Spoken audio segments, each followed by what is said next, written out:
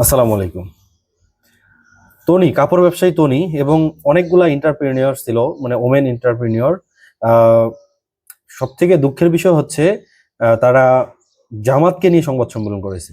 আসলে তারা যদি দেশের এই যে অভ্যন্তরীণ নারীদের প্রতি যে সহিংসতা এইসব বিষয় নিয়ে সংবাদ সম্মেলন করতো, বিষয়টা ঠিক ছিল। বাট তাদের উদ্দেশ্যটা ছিল ভিন্ন। তাদের উদ্দেশ্যটা ছিল শুধুমাত্র জামাতকে হো করে একটা সংবাদ সম্মেলন করা। এটা দুঃখজনক একটা বিষয় ছিল। আরে ভাই, এই যে তনি, কয়েকদিন আগেই তো এই তনি, অর্থাৎ 5ই আগস্টের আগে তো তনি নৌকা মার্কার সালাম নিন, শেখ হাসিনার সালাম নিন, নৌকা মার্কায় ভোট দিন, এই স্লোগান দিত। এখন কি গণেশ উল্টে গেল নাকি?